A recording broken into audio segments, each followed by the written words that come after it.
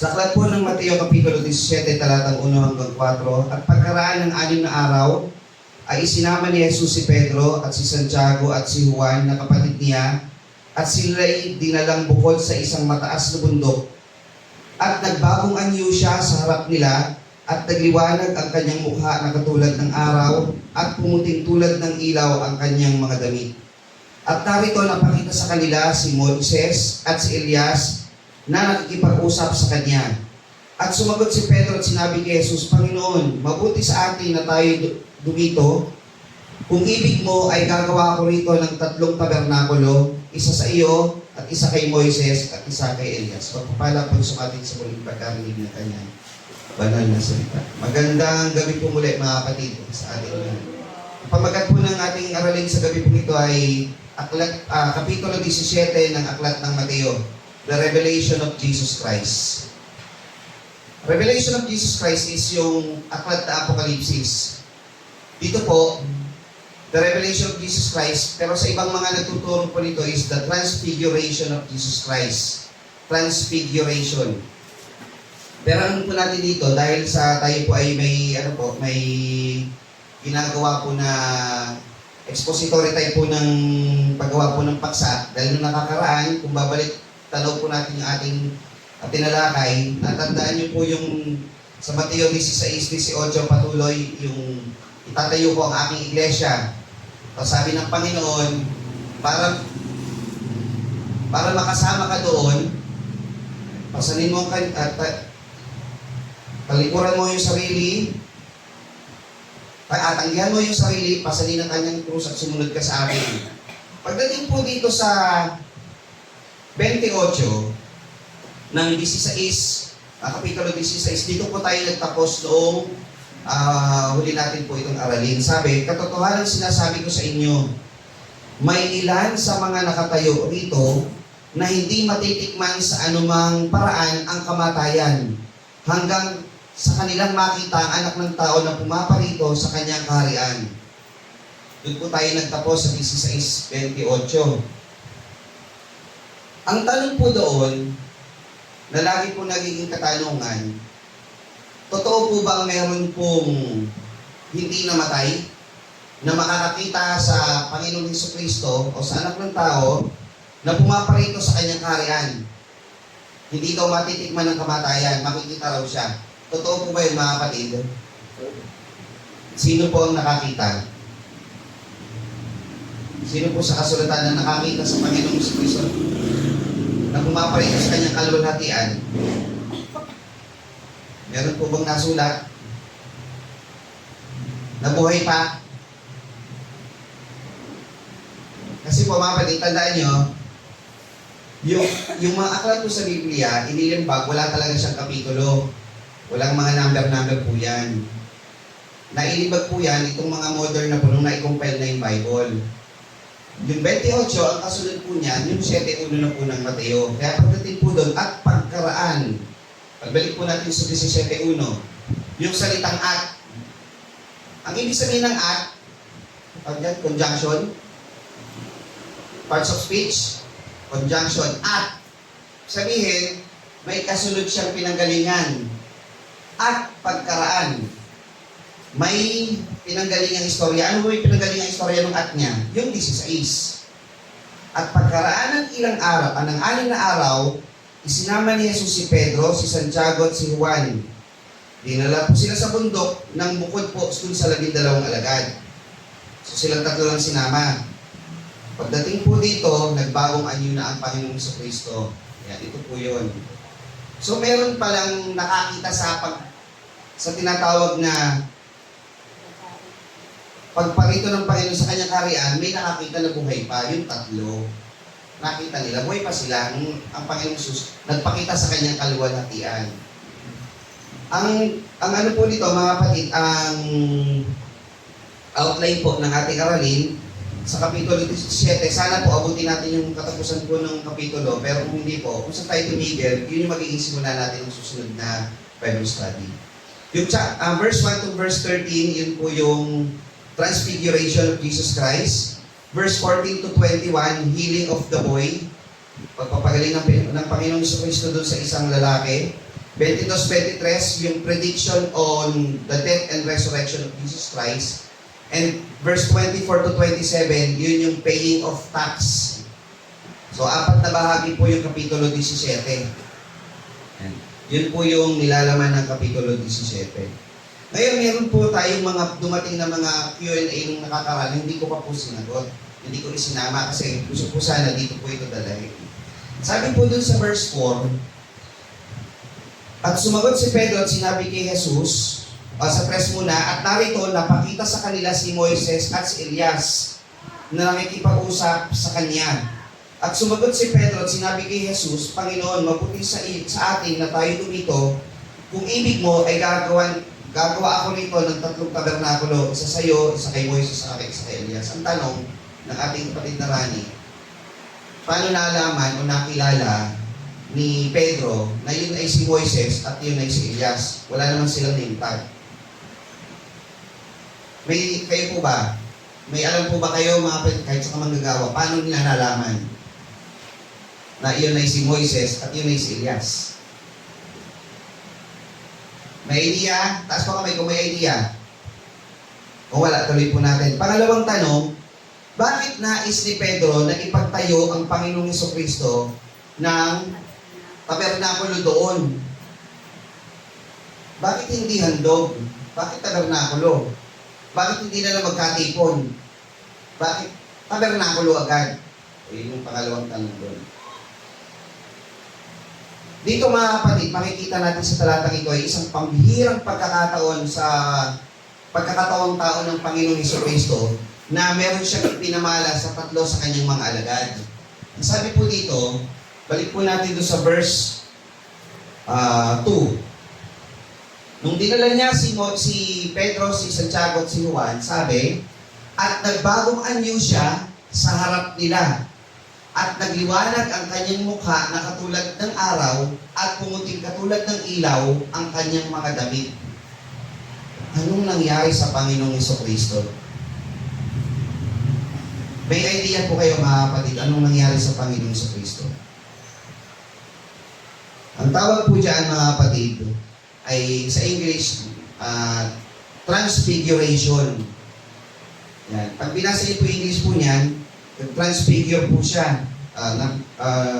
Verse 2, and was transfigured before them, and his face did shine as the sun, and his raiment was as white as the light.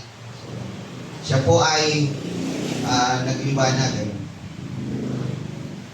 Yung transfiguration, sa Greek word po niyan, metamorphoo or metamorphao. Metamorphao. Galing po doon yung ginagamit natin sa science ngayon na metamorphosis. Doon po kinuha. At metamorphosis, pag naririnig natin yun, anong aralin sa science na naiisip natin? Metamorphosis. Yung tama. Yung mula sa pagiging uod o higad o uod, iniiwan yung pupa, yung pinagbalatan niya, at kumakawala para ipakita yung pinaka final form niya na isang paru-paraw, metamorphosis. Ganun daw po ang nangyari sa Panginoon. Si Jesus ay nag-metamorphao o nag-metamorphosis o nag-transfigure o nagbagong anyo. Hindi siya nagpalit anyo, kundi nagbagong anyo. Ibig sabihin, pinakita niya yung tunay niyang anyo o yung kanyang final form. Final form. Bakit po mga kapatid? Bakit po ganun? Pangalawang tanong, dadagdagan muna natin ang mga tanong para maano muna tayo. Bakit sa dinami-dami ng karakter sa Biblia, bakit si Moises at si Elias? Pwede namang si Samuel, napakaganda na nga karakter ni Moises, ni Samuel. Propeta na siya, sacerdote na siya, hukom pa siya. Pwede si Abraham, tama ba? Ama ng pananampalataya. Pwede rin bang si Noe? O, di ba si Noe, ano ba ginawa ni Noe? Di ba siya yung naging ginamit ng Panginoon nung ginuna ang mundo, siya yung nagligtas doon sa bahay niya, kaya natuloy yung lahi ng tao. Pwede rin si David. Di ba? Maraming karakter, pero bakit kaya si Moises at bakit si Elias? Sa dinami-dami po noon. Sino pa bang karakter ang pwede natin piliin? Si Jeremias, si Isaias, Sino pa ba? Si Josue, na may pangalang Jesus din. Josue, Joshua. Nagdala sa Israel papunta sa lupang pangako. O bakit si Moises at si Elias? Yan po yung mga tanong na masasagot po dito. The rest naman po yung mga kasusunod na talata, may, alam niyo po, itong Kapitulo 17, may 4 po kasi siyang tema. So, kukunin muna natin yung unang tema po nito, yung Transfiguration ng Panginoong Yesus, yung verse 1 to verse 13. Ang sabi po dito, pagkaraan ng 6 na araw ay sinama ni Jesus, si Pedro at si Santiago at si Juan, na kapatid niya, at siya dinalang bukod sa isang mataas na bundok. At nagbagong anyo siya sa harap nila at nagliwanag ang kanyang mukha na katulad ng araw at pumuting tulad ng ilaw ang kanyang mga damit. Nang ito po ay dumating, meron pong siguradong nagbabacktrack sa isip ng mga alagad kung ano po yung pangyayari na ito. Buksan po natin mga kapatid sa Isaiah 43:14.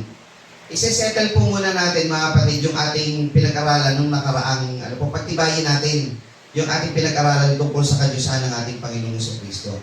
Sabi po dito sa aklat ng Isaiah 43:14, kung may kayo po kayong panglista mga kapatid, maganda mailisan niyo po ito dahil mas titibay ang ating pagkakilala sa ating Panginoong Jesucristo. Sa 43:14, sabi po dito, ganito ang sabi ng Panginoon na inyong manunubos, na banal ng Israel, dahil sa inyo ay nagsugo ako sa Babylonia at aking ibababa silang lahat na parang mga palaboy sa makatwid bagay ang mga Kaldeyo at ang mga sasakyang dagat ng kanilang kagalakan. Ako ang Panginoon na inyong banal, ang may lalang ng Israel na inyong hari. Ako ang Panginoon. So ang kumakausap sa Israel, ang Panginoong Diyos. Diba? 43:14 po ito. Ngayon tignan nyo yung verse 45. 43:45.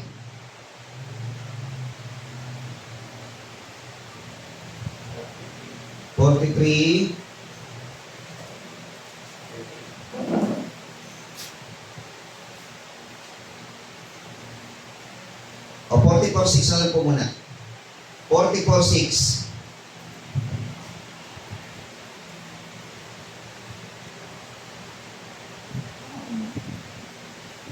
Sa 44:6, sabi po dito, ganito ang sabi ng Panginoon na hari ng Israel at ng kanyang manunubos na Panginoon ng mga hukbo. I-take note nyo po ito mga kapatid, tandaan, kasi mamaya babalik po tayo dito. Ako ang una at ako ang huli. Liban sa akin ay walang Diyos. Tandaan niyo po yung mga kapatid. Ano sabi ng Panginoong Diyos, na Diyos ng Israel? Ako ang una, ako ang huli. Verse 7, at sino nagaya ko? Tatawag at magpapahayag na maayos at mag-aayos ng ganan sa akin mula ng aking itatag ang matandang bayan. At ang bayan na dumarating at mangyari ay ipahayag nila. May kagaya ba ang Diyos? Sabi po dito sa 8, kayo'y huwag matakot o magsipangilabot man. Hindi ko baka ipahayag sa iyo ng una at ipinakilala at kayo ng mga saksi. May Diyos baga liban sa akin. Oo, walang malaking bato, ako'y walang nakikilalang iba. So, dito, malinaw na sinasabi ng Panginoong Diyos, ilan siya? Isa lang. Diba? Wala siyang nakikilalang iba. Lihis sa paniniwala ng mga ibang mga pangkat ng pananampalataya na magkasama raw sila ang Diyos at ang anak na lumalang ng sanglibutan. Kasi kung sasabihin ng Diyos, wala siya nakikilala kagaya ko, sabi, wala siyang kasama. Tama po ba? Yun yung nun. Wala siyang kasama. Kasi sa iba, magkasama ilalangin natin ang tao. Di ba may kasamang lumalang? Di ba kapareho siya? Hindi, wala siyang kapareho. Wala nga siyang nakikilalang kagaya niya, di ba? Yun po ay 44:6. Pagdating sa 44:8, siya yung malaking bato. Wala daw siyang kagaya. 45:21. Sunod-sunod po ito, no? 45:21. Itong Diyos na ito, nagsalita uli, kayo'y magpayag at magpasapit, oo, magsanggunian silang magkakasama. Sinong nagpakilala nito mula ng unang panahon? Sinong nagpahayag niyon ng una? Hindi ba ang Panginoon at walang Diyos liban sa akin? Isang ganap na Diyos at tagapagligtas, walang iba liban sa akin. Malinaw po ba mga kapatid? Walang iba liban sa ating Panginoon Diyos. Siya yung una at siya yung huli. Maliwanag po yun. Ngayon, itong nagpapakilalang Diyos, itong Diyos nating sinasampalatayanan, ay pinatototohanan naman ni Daniel sa aklat po ng Daniel 7:13-14. Meron po itong hula na nagsasabi sa 7:13-14, ako'y nakakita ng pangitain sa gabi, at narito lumabas na kasama ng mga alapaap sa langit ang isang gaya ng anak ng tao. At siya'y naparoon sa matanda sa mga araw at inilapit nila siya sa harap niya. Ayan.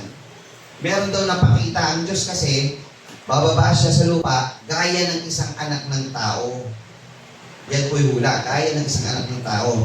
At binigyan siya ng kapangyarihan at kaluwalhatian at isang kaharian upang sa lahat ng mga bayan, bansa at mga wika ay maglingkod sa Kanya. Ang Kanyang kapangyarihan ay walang hanggang kapangyarihan, hindi lilipas, at ang Kanyang kaharian ay hindi magigiba. So ang Diyos, bababa bilang gaya ng anak ng tao, ang Kanyang kaharian ay hindi magigiba. Yan, tandaan niyo po yun. Bababa po siya.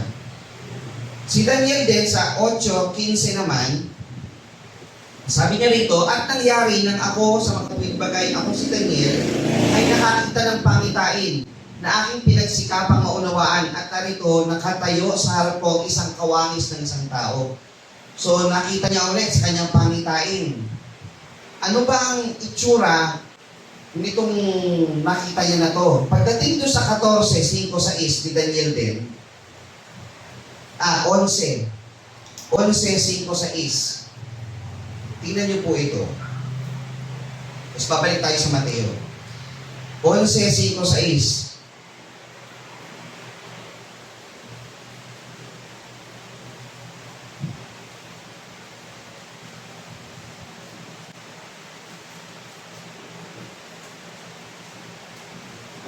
Gis. Mali pala, sorry po. Gis 5:6. Aking itiningin ang aking mga mata at tumanaw, at narito ang isang lalaki na nakapanamit ng kayong lino, na ang mga balakang ay binigkasan ng taganas na ginto sa upas. Ang kanyang katawan naman ay gaya ng berilo, at ang kanyang mukha ay gaya ng anyo ng kidlat, at ang kanyang mata ay gaya ng liwanag ng apoy, at ang kanyang mga kamay at ang kanyang mga paa ay gaya ng kulay na makintab na tanso, at ang tinig ng kanyang salita ay gaya ng tinig ng isang karamihan. So yung Diyos daw, tingnan niyo yung katangian ng Diyos na gaya ng isang anak ng tao. Ang kanyang katawan naman gaya ng berilo. Alam niyo yung berilo? It's a gem. Kanyang mukha gaya ng anyo ng kidlat, maliwanag. At ang kanyang mata ay gaya ng liwanag ng apoy.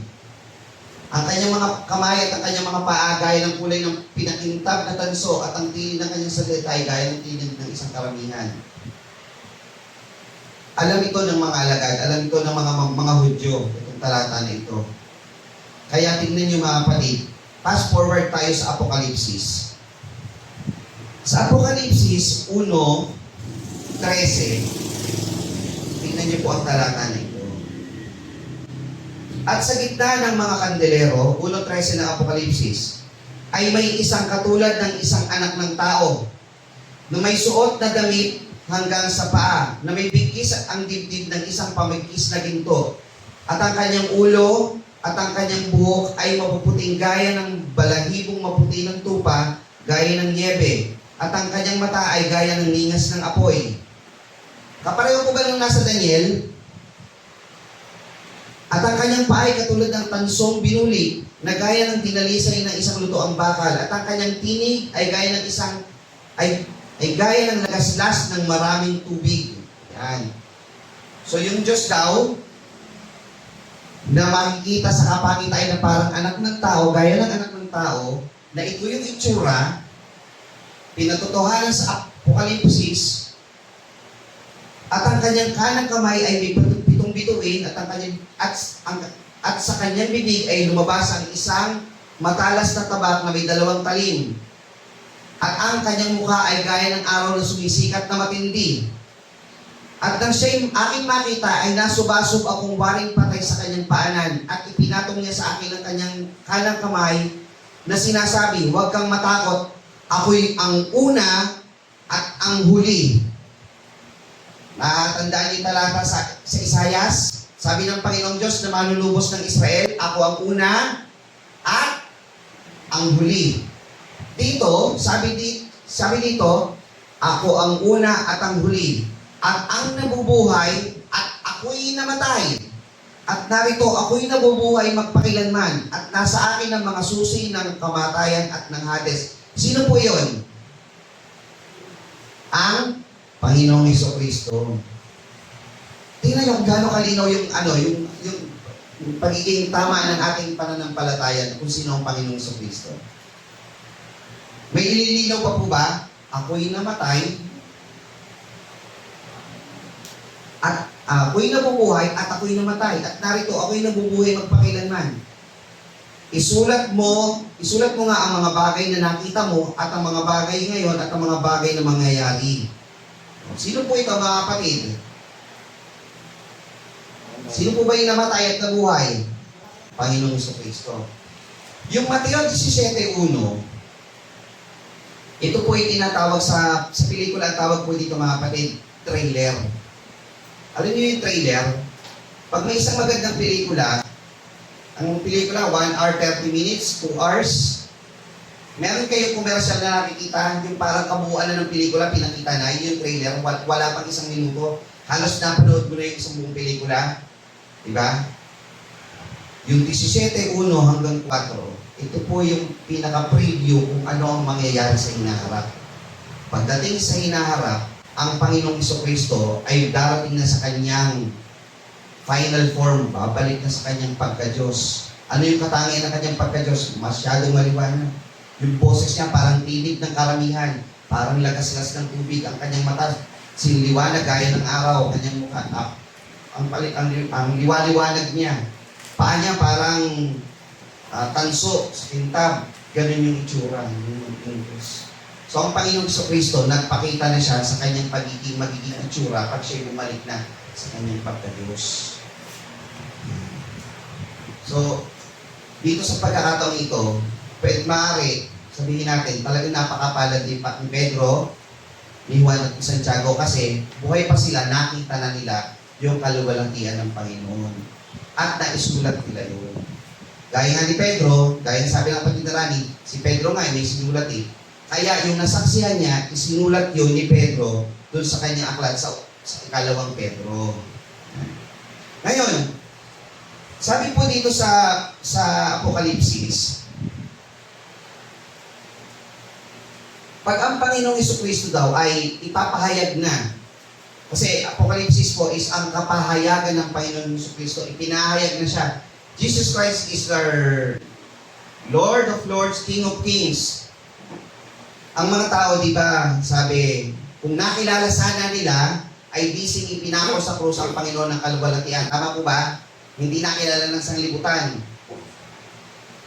May magpapatotoo na 2 saksi sa Panginoong Jesucristo pagdating ng panahon para sabihin sa mga tao, ito yung hindi nyo nakilala o hindi nyo kinilala. Sino yung 2 magpapatotoo sa Panginoon sa Apokalipsis? Sabi po dito sa 11:3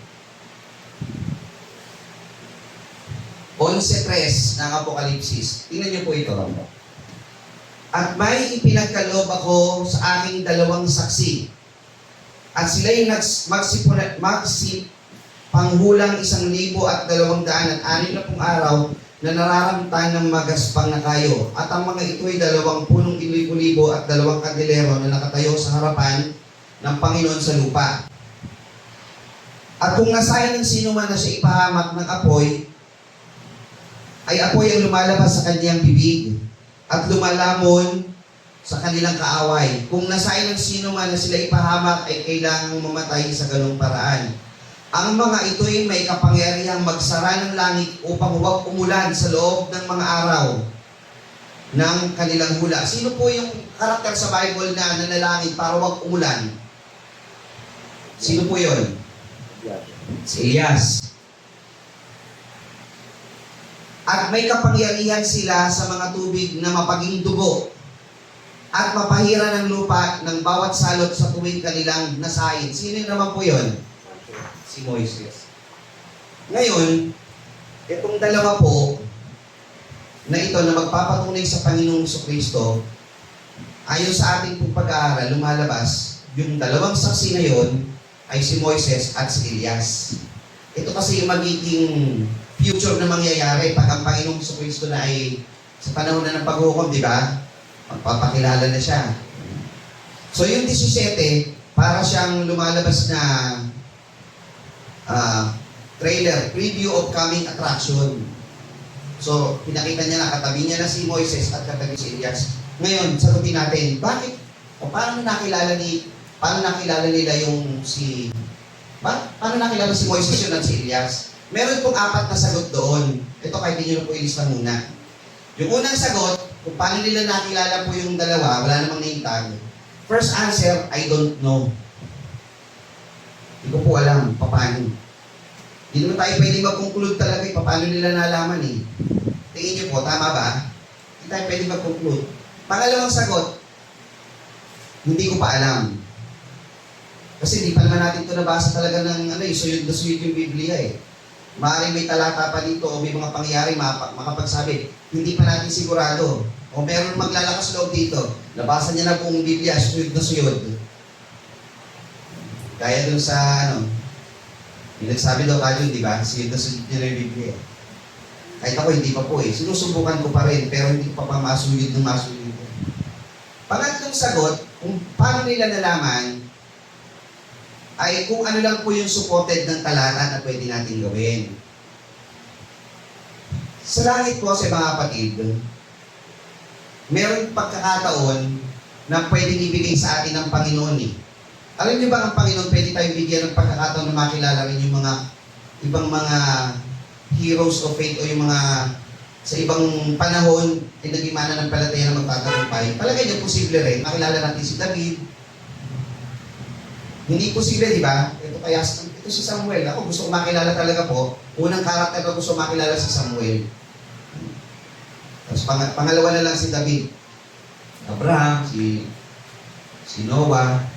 Gusto ko makita yung kalyo ni Noah, paano niya minartilyo, kinuha yung arko eh. Maging excited lang tayo, ganun lang. Diba? Parang ma-excite lang tayo kung ano kaya itsura ng langit. Hindi ko sinabing malalaman. Ang ibig sabihin, maaari din sigurong makilala rin natin sila doon. Hindi natin alam kasi ang itsura natin doon eh.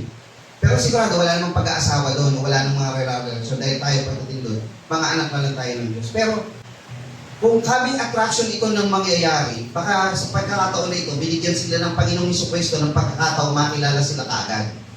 Yun ang ibig ko sabihin. Kasi nakita nila sa kaluwalhatian ng Diyos eh. Maaaring sa pagkakataon na yun, binigyan sila ng knowledge ng Diyos na makilala agad kung sino yung katabi. Ang pang-apat na sagot, kung paano nila nalalaman, is because of expectation. Ano yun?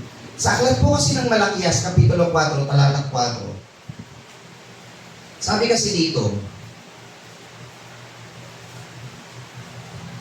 alalahanin ninyo ang kautusan ni Moises na aking lingkod na aking iniutos sa kanya sa Horeb para sa buong Israel sa makatuwid bagay ang mga palatuntunan at mga kahatulan. Narito aking susubuin sa inyo si Elias na propeta bago dumating ang dakila at kakilakilabot na karuan ng Panginoon. Sabi ni Moises, darating sa inyo isang propetang kagaya ko. Ang Israel expected na may darating na propeta. Minsan, ginagawang literal ng Israel yan. Baka si Moises din mismo magbalik. Kaya nga pag dumating ang Panginoon, dumating si Juan Bautista, sino ba yung propeta? Si Jesus nga eh. Baka siya si Elias, baka siya si Jeremias. They expecting na may darating. Si Elias expected na talaga nila. So, baka sakaling ang sagot doon, kaya nila nalaman yun, kasi ina-expect na nila, itong dalawang ko darating talaga. So, nung nakita nila dalawang yun, si Moises to, si Elias to. maaaring isa rin yung sasagot. So walang eksaktong pwede tayong sagot. Paano nalaman ni Pedro yun? Ni Santiago at ni Juan, si Elias at si Moises. Hindi mo natin sigurado. Meron lang tayong maaaring kasagutan pero hindi final. So yun po yun. I-expect nila. So bakit yung dalawa? Si Moises kasi is the representative or representation of the law. Si Elias naman is the representation of the prophet. Ang Panginoong Jesucristo kasi sa mga talata ay pinatotohanan ng kautusan at ng mga propeta. At ang the best na magpatotoo sa Panginoong Jesucristo ay si Moises at si Elias. So si Elias talaga ang number one candidate. Pag sinabing propeta, Elias yun. Pag sinabing kautusan, Moises yun. So the best na magpatotoo sa Panginoong Jesucristo pagdating sa future is yung dalawa na yun. Kaya sa Apokalipsis, yung dalawa talaga ang ginamit.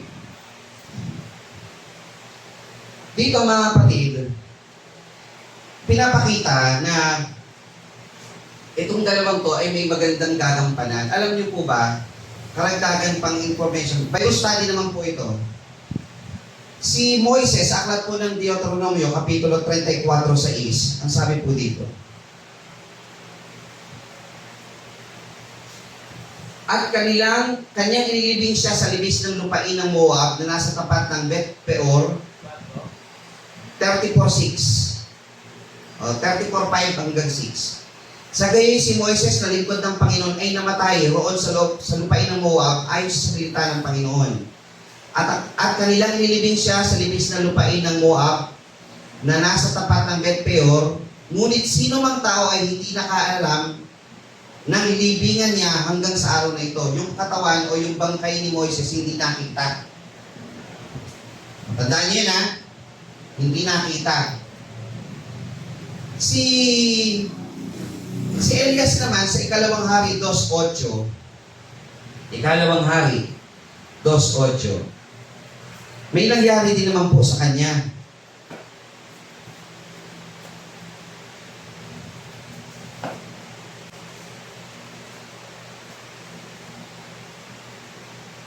Hanggang 14.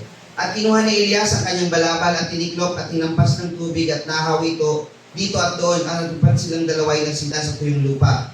At nangyari nang sila'y makatawid, sinabi ni Elias kay Eliseo, hingin mo kung ano ang gagawin ko sa iyo bago ako ihiwalay sa iyo. At sinabi ni Eliseo, sinasamo ko sa iyo na yung bahagi ng iyong diwa ay sumaakin. Sinabi niya, ikaw na humingi ng mabigat na bagay, gayon may, kung makita mo ako, pagka ako'y nahiwalay sa iyo, ay magiging gayon sa iyo. Sabi ni Elias, Eliseo, hingin mo na gusto mong hingin sa akin bago ako umalis. Sabi ni Eliseo, yung bahagi ng diwa mo, bigay mo sa akin. Pag ako umalis at nakita mo ako, magkakatotoo yung hinihiling mo. Pero pag di mo ako nakita, hindi mangyayari.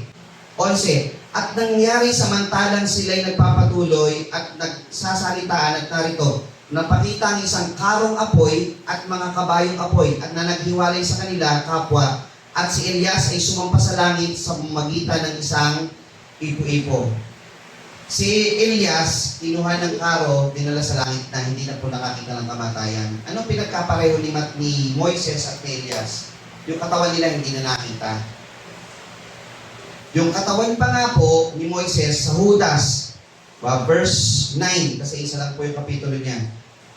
Isinugo pa ng Panginoon itong si Miguel Arcangel upang makipaglaban sa demonyo.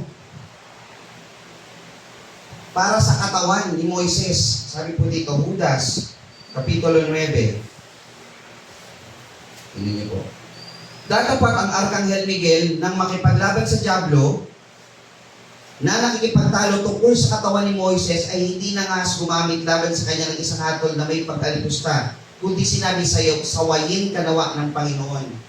Bakit pinilit ng Panginoon na mapakuha pa yung katawan ni Moises para hindi makuha ng Diablo? Malibang may balak pa ang Panginoon sa katawan ni Moises. So si Elias, kinuha na, may balak ang Panginoon kay Elias. Si Moises, yung katawan niya, pinakuha pa kay Miguel Arcangel. Bakit po? Kasi sa future, gagamitin pa po sila. Sa Transfiguration, pinakita na mangyayari na yung dalawang yun ang magpapatotoo sa Panginoong Jesucristo. Sa Apokalipsis, yun nga ang magpapatotoo sa kanila. So yun po yung unang bahagi ng Kapitulo 17. May nadagdag po ba sa atin mga kapatid na kaalaman po dito sa Mateo? Amen. Kapitulo 17. Tawag po kasi dito ay paraan po ng pag-aaral. Isa-isa po kasi natin talata dito.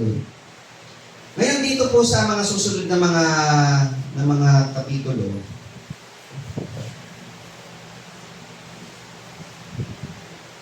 mga talata, narito, at nang marinig ito ng mga alagad ay nasubasog sila at lubang nangatakot. Lumapit si Jesus, sila'y tinapik at sinabi, "Mangagbangon kayo, huwag kayong mangatakot." At paglingap ng kanilang mga mata ay wala silang nakitang sinuman, kundi si Jesus lamang. At habang sila'y nagsisibaba sa bundok, ay iniutos sa kanila ni Jesus nagsasabi, "Huwag niyong sabihin sa kaninumang taong pangitain hanggang sa anak ng tao ay bangon sa mga patay." Ganito mga kapatid, si Jesus, sabi, "Itatayo ko ang aking iglesia. Ako, si Jesus, maghihirap, ipapako sa krus. Nais niyo pa bang sumama sa akin? Kung nais niyo sumama sa akin, tanggihan niyo yung sarili, pasalin ang kanyang krus, sumunod sa akin." Tapos pinakita niya, sino ba yung susundin niyo? Eto ngayon, pinakita niya yung kanyang pagka-Diyos dito sa mga alagad. Diba? Yun yung sequence. So, paano palagay niyo yung mga alagad? Palagay niyo, convincing na sa kanila? Convincing na, di ba? Yun nga lang, pagdating dito,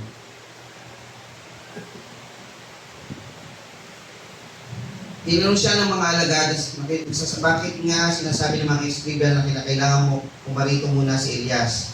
At sumagot sa kanya, sinabi, "Katotohanan si Elias ay naparito at isasahuli ang lahat ng mga bagay. Datapat sinasabi ko sa inyo na naparito si Elias at hindi nila siya nakilala, kundi ginawa nila sa kanya ang anumang kanilang inibig. Gayon din naman ang anak ng tao na magbabata sa kanila." Nang magkagayon na pag-unawa ng mga alagad na si Juan Bautista na sa kanila'y sinasabi niya.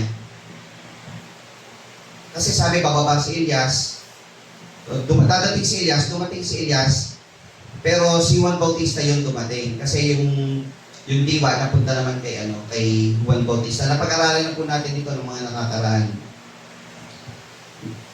Pagdating nila sa karamihan, lumapit sa kanyang isang lalaki at sa kanila'y lumuhod at sinabi, "Panginoon, mahabag ka sa aking anak na lalaki sapagkat siya'y himatayin, lubang naghihirap, sapagkat madalas siyang nasusugba sa apoy at madalas sa tubig. At siya'y dinala ko sa alagad at sinabi nila, dinala ko sa iyong mga alagad at hindi nila siya mapagaling." Sumagot si Jesus, sinabi, "O lahing walang pananampalataya o taksil, hanggang kailan titiisin ko kayo hanggang dalhin niyo siya rito sa akin."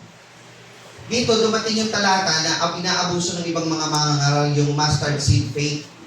Kung kayo magkaroon ng isang pananampalataya na singliit ng butil ng mustasa, ay masasabi niyo sa bundok, lumipat kayo. Yun yung talata. At talakay niyo ba dyan? Lahat ng hilingin mo sa pangalan ng Panginoon, matutupad. Basta buo ang pananampalataya mo. Hindi po ganun po yung dyan. Kasi paano kung hindi sinagot, ibig sabihin, wala kang pananampalataya. Sabihin niyo ba yung mga alagad, walang pananampalataya rito? May pananampalataya rin dito. Yung nga lang, ang konteksto po nito, mga kapatid, sinasabihan yung mga alagad na magkaroon ng buhay na pananampalataya sa Panginoon. Iba po ito doon sa binanggit na mustard seed faith, doon sa ibang talata. Ito, ang sinasabi dito, yung pananampalataya mong silitang butil ng mustasa, yung buhay na pananampalataya na nakakapit sa Panginoon. Huwag kang hihiwalay doon sa Diyos na iyong sinasampalatayanan. Hindi basta pananampalatayang, hindi yung size, kundi yung buhay na pananampalataya na yung bagaman niya ay sa paningin ng iba ay maliit, pero pagdating ng panahon, hanggat yan ay nakakapit sa Panginoon at yan ay buhay, lalaki yan, magugat yan, tutubo yan, lalawak yan. Yun yung kasi butil ng mustasa. Lumalago. Buhay. Buhay, lumalago, nagiging bugat pa ng mga ipon. Buhay yung pananampalataya ko. Yun naman po yung nasa sumunod na mga talataan po niyan. Tapos sumunod naman dito, sa 23 o 22, at samantalang siya'y nakahimpil sa Galilea at sinabi sa kanya ni Jesus, ang anak ng tao ay ibibigay sa kamay ng mga tao. Papatayin siya, sa ikatlong araw, mabubuhay siya. Kailangan, tibayin niyo pananampalataya niyo sa Panginoong Hesus. Dadating ang panahon ng siya ipapako sa krus. Wala pa nga dito pero sinasabi niya na Sa ikatlong araw, siya ay muling ibabangon. So kailangan, kung kayo may pananampalataya sa Panginoon, buhay yun, hindi mawawala yun kahit anong mangyari. Yun ang ipinapakita rito sa mga talataan. Ngayon, pagdating dito sa huling parte ng kapitulo, ito yung karamihan naman, may tanong anong nangyari doon, anong ibig sabihin ng talata na yun. 24. At pagdating nila sa Capernaum, ay nagsilapit kay Pedro ang mga maniningil ng kalahating siklo na nagsabi, hindi baga pinagbabayaran ng mga inyong guro ang kalahating siklo. Sinabi sa kanya, nang pumasok siya sa bahay, pinangunahan siya ni Jesus na nagsabi, ano akala ninyo, Simon, ang mga hari sa lupa, kanino baga sila naniningil ng kabayaran ng buwis? Sa kanilang mga anak baga o sa nga naiiba?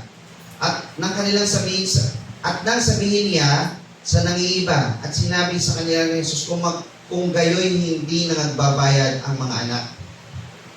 Dito mga kapatid, ang ibig sabihin nito, for short, itong mga maniningil ng buwis, kanino ba dapat sila naniningil?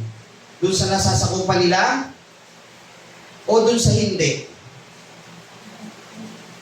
Sa nasasakupan nila. Very good. Halimbawa, tayong taga dito sa Kupang. Pwede ba tayo maningil ng buwis doon sa Sa Tagamayamot? Hindi. Ibig sabihin, tayong Israelita, hindi dapat tayo magbigay doon. Kasi may naniningil ng buwis Pero sagot ng Panginoon, baka katisuran tayo nila, 27. Ay pumaroon ka sa dagat at ihulog mo ang kawit at kunin mo ang unang isdang lumitaw at pagka naibuka mo ang kanilang bibig ay masusumpungan mo ang isang siklo, kunin mo at ibigay mo sa kanila sa ganang akin at sa iyo. Sila dapat maningil sa kapwa nila. Hindi dapat tayo, pero makakatisuran tayo. Sumunod na lang tayo. So sa atin mga kapatid, ang ibig sabihin nito, nakilala niyo na akong Diyos. Magkaroon kayo ng pananampalataya sa akin. Dadating ang panahon, mamatay siya, ikatlong araw mabubuhay siya. So, pinakita niya ang kanyang pagkakas, diba? May pananampalataya kayo sa akin. Habang kayo namumuhay na may pananampalataya sa akin, wala pa kayo sa langit, nasa lupa pa rin kayo, tandaan nyo. May patakaran pa rin sa lupa, sumunod pa rin tayo sa batas. Huwag yung, parang for short, huwag lalaki ang ulo nyo, mga alagad. Na kung kilala nyo ng Diyos, maghahari-harihan na kayo rito. Nakakuha niyo yung ibig sabihin nun? Habang iniintay nyo yung muling pagparito ng Panginoon sa kanyang kalwalhati, pagdating na nung paghukom, mamumuhay kayo ng ayon sa batas pa rin. Huwag maging kakikisura ng bawat isa atin, sumunod pa rin tayo. At sinabi rito, pumaroon kayo sa dagat, ihulog mo ang kawil, at kunin mo ang unang isdang lumitaw. God will still provide. Ibibigay pa rin sa iyo ng Panginoon yung pangailangan mo. Ngayon, hatiin mo na lang para sa atin, bigay mo pa rin yung para sa kanila. What is for ministry, and what is for, tawag dito, citizenship, o residency, o kung ano yung ginagawa natin dito sa lupa. Hindi kanila lahat, hindi dito lahat. Maging balanse tayo kasi namumuhay pa rin tayo ayon sa laman. Pwede ba natin sabihin, mga kapatid sa labas, tayo mga Kristiyano, kaya hindi dapat tayo nagbabayad sa tricycle Pwede ba ganon? Anak tayo ng Diyos, dapat pag sumakay tayo ng train, libre tayo Pwede ba ganon? Hindi. Anak tayo ng Diyos sa Diyos di ba lahat yan? O yung mga sa palengke, pwede ba sabihin natin, kami ng Diyos, dapat hindi na kami bumibili dyan. Pwede ba ganon? Hindi, susunod tayo sa patakaran sa lupa. Kasi may pamantayan sa lupa na dapat natin sundin. Ngayon, ihulog mo, magtrabaho ka. Kunin mo, maghanap buhay ka. Sabi doon, maghanap buhay ka. Kung ano yung makukuha mo, hitiin mo, ibigay mo yung para sa kanila, sa mga maninigil na buwis, ibigay mo yung para dito sa atin. Yun po yung ibig sabihin ng mga talataan na yun. Kasi minsan pag nabasa, yung ba't ganun? Biglang natapos lang ng ganun yung talatang 17. Ang Panginoong Jesucristo nagpapakilala sa ating Diyos. Manatili tayo sa pagkakakilala sa Panginoon. Mga kapatid, Sa pagtatapos po ng pag-aaral na ito sa Kapitulo 17, next time naman po, Kapitulo 18. Sa 7 po mga kapatid, pinapakilala natin dito, o ng Biblia, ayon sa ating pag-aaral, isa lang ang Diyos. Amen? Amen. Matibay ba sa inyo, talagang convincing ba sa inyo, ang Diyos isa lang talaga? Amen. Dapat po yung pananampalataya mo yan mag-ugat. Kailangan wala kang doubt. Pag tumating sa inyo, magtanong kayo kung meron kayong nabasa ng mga talata, para may paliwanag sa atin ng maayos yung mga talata. Kasi minsan meron tayo makikita po dyan na mga talataan na akala natin mali yata yung paniniwala. Kasi meron po yung stage ng panahon kung kailan ito nabanggit. Sinasabi ng Panginoon, napakilala na ako sa iyo. So, pakilala na ako sa mga taga-kupang, nabasa na natin. Kailangan pananampalataya natin sa Panginoon mabugat. Our faith must be alive. Ang butil ng mustasa, hindi po yan tutubo hanggat wala sa soil. Tama po ba? So, ang pananampalataya natin sa Diyos, kailangan natatanim, tutubo, maging konektado sa Panginoon. Mabubuhay tayo sa lupa dito na may kinikilala tayong nag-iisang Diyos nating tagapagligtas. Patutotohanan po ito pagdating ng panahon ni Moises at ni Elias. Kahit nga po itong si Pedro, sumulat din sa aklat ng Pedro kung anong kanyang pagkakilala sa Panginoong Kristo. Kaya sa atin mga kapatid, sabi, saliksikin mo ang kasulatan sapagkat iniisip niyo na sa mga yaon ay mayroon kayong buhay na walang hanggan. At ang mga ito ay siyang nagpapatotoo tungkol sa akin. So sa tuwing tayo magbabasa ng Biblia, mapapatotohanan natin kung sino yung Panginoong Kristo. Ito pong paksa na ito ay lalong nagpapakilala kung sino ang Panginoong Kristo. Ano siya nung una, ano siya nung nagkakataong tao siya, at ano siya nung sa darating na panahon. Siya yung nag-iisang Diyos at tanging tagapagligtas na ating sinasampalatayanan at patuloy na sasampalatayanan. Muli isang magandang gabi po sa inyo lahat mula po sa ating mga Panginoon. Maraming po salamat at binabalik po natin sa ating Panginoon.